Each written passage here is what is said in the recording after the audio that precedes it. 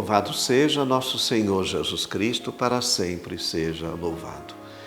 É uma alegria poder dirigir até vocês, irmãos e irmãs, e transmitir uma breve mensagem inspirado na Palavra de Deus, inspirado na nossa liturgia e de modo particular no Evangelho de São Lucas, que nós estamos lendo neste ano C. É um evangelho que apresenta uma imagem muito significativa, que é a imagem do caminho, né?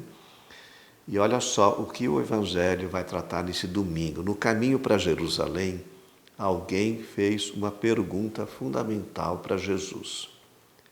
Senhor, é verdade que são poucos os que se salvam, né? E olha só a resposta de Jesus. Ele não se deteve em explicações secundárias, mas ele ajudou os discípulos no discernimento e no modo como se salvar. É claro que a salvação é graça de Deus, né? Mas nós temos que também dar a nossa resposta com uma atitude básica e necessária diante da proposta de salvação. Como já falei, a salvação é graça de Deus e é oferecida a todos, porque Deus ama os seus filhos e filhas, né? E não quer excluir ninguém desta graça. Como Pai, Ele nos convida para o banquete do reino. Portanto, a salvação não é privilégio exclusivo de um grupo, nem uma conquista, como se ganha uma medalha, nem uma pertença, nem posse, uma herança. Ela é graça de Deus, é uma decisão dEle. Da nossa parte, nós acolhemos esta bênção.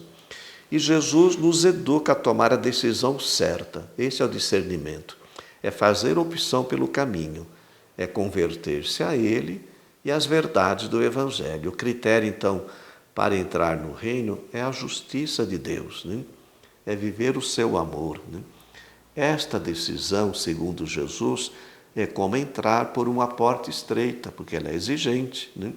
Exige sacrifícios, esforços, renúncias, mas é uma decisão que orienta a nossa vida. E ele deixou um exemplo para nós, Jesus, né? Ele amou servindo. Somente quem ama a Jesus é que acolhe a graça do reino e está no caminho da salvação. Jesus nos ensinou a ver as bem-aventuranças, né? Elas estão presentes no Evangelho de Mateus, mas também de Lucas. É o nosso bilhete de identidade, dizia o saudoso Papa Francisco. É buscar esses valores, os valores do reino, né? Seguir essa dinâmica do reino é exigente. Pode parecer uma correção do Senhor, mas quando Deus nos corrige é para o nosso bem. Deus corrige quem ama, né? E o seu amor para conosco é comprovado, e Ele é sempre fiel, né? Nós continuamos celebrando o nosso mês vocacional e nesse domingo nós vamos rezar por uma vocação muito importante, a vocação dos leigos e leigas. Essa vocação laical é a primeira e a mais comum na igreja. Porque, vejam bem, irmãos e irmãs, nós temos os ministros ordenados, né? Bispos, padres e diáconos. Mas antes de ser padre, antes de ser diácono, né? Começa a ser diácono primeiro, depois padre, depois é nomeado bispo. Antes, nós somos leigos, né? Pelo batismo, nós fomos consagrados. Antes de ser consagrados e consagradas, também as pessoas viveram a sua experiência laical. Quando nós falamos leigos e leigas, não são pessoas que não sabem de nada, não. Essa é uma expressão equivocada, né? São todos os fiéis cristãos, excetuados os membros da ordem sacra e do estado religioso aprovado na igreja. Isso é, os fiéis cristãos que, como incorporados a Cristo pelo batismo, constituídos no povo de Deus e, a seu modo, feitos participantes do mundo sacerdotal, profético e real de Cristo, exerce a sua parte na missão de todo o povo cristão na igreja e no mundo. É uma expressão um pouco longa, uma explicação um pouco, às vezes, complexa, mas isso está na Lumen Gentium, um documento da nossa igreja, quando dá essa definição dos leigos e leigas, né? São todos os batizados, chamados à vocação universal a santidade, né?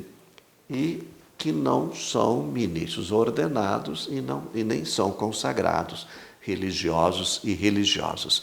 O concílio reconhece o mundo como a vocação ou o campo da vocação dos cristãos leigos e leigas. Vou explicar para vocês, quando fala mundo, está falando da família, né? É um lugar onde os cristãos leigos e leigas vivem a sua vocação, o trabalho, por exemplo, o mundo da política, da cultura, onde todos os ambientes onde eles são conhecidos, reconhecidos. É ali que tem que ser cristão, leigo e leiga. É ali que tem que ser sal e luz, como Jesus nos fala. É ali o lugar para se viver a vocação laical. Mas também os cristãos leigos e leigas exercem muitos ministérios e serviços na igreja. São catequistas, são ministros da Eucaristia, são coordenadores, né, de uma pastoral ou de um movimento.